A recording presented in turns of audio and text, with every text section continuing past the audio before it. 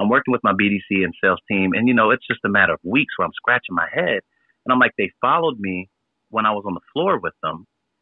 Now they have to follow me because I'm their manager, right? When I say do the follow up, by default, they already know what it does. They saw me do the follow up and they saw me get promoted. So this is just going to be easy peasy. And it wasn't, and I'm just thinking, and I remember getting frustrated holding meetings. And the most frustrating thing is when you're holding a meeting and you're looking at the eyes of your team and they're nodding their heads up and down at you.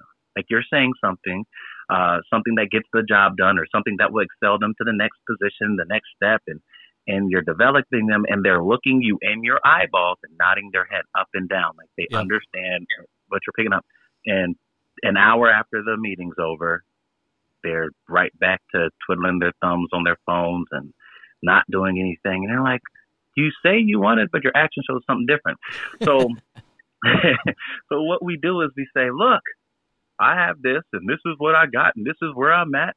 So you got to do this because this is but we're starting it so wrong. We're starting it, my store is one to say, like, I got to change the way that we hire people because what we're doing is we're sitting them down in this office and we're like, this is an awesome opportunity to make a ton of money and we can make six figure. Our top guys make six figures a year and our top guy does this and our top guy made 12,000 last month and this and this and that and that. And these people think, I mean, if you ask them, do you want to make 12 grand a month? They're going to say, yeah, of course. But they don't know what that is, right? They don't know the work or anything, and that's not what they actually apply for. They apply for maybe something, a better boss, because the last boss at the fast food line was talk to them crazy. Or they couldn't get over on their last boss. They wanted something with less responsibility. Who freaking knows what led them to us?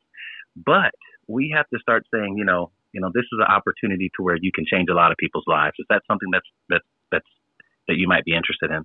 Take the six figures out, or not take it out, but leave that for the end. Let's find out who they truly are first, because we're shoveling high income and nice things and things that are important to us. And we don't know where they're at. So it's hard to tell them where to go because we're not where they're at and they're not where we're at.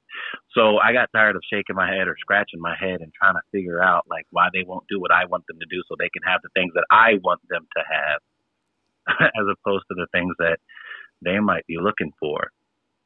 And I think if we slow down and maybe have a more personal conversation about who they are up front and why, what brought them to us, what brought them to maybe, the sales position, or the ones that are already selling, when we're new into management or we're new into a store, find out who our sales team really are, or who they really are and why they are. Because one thing is to know like who they are, but if you don't know why they are, you really can't, just like a doctor can't diagnose a problem. He doesn't know the why.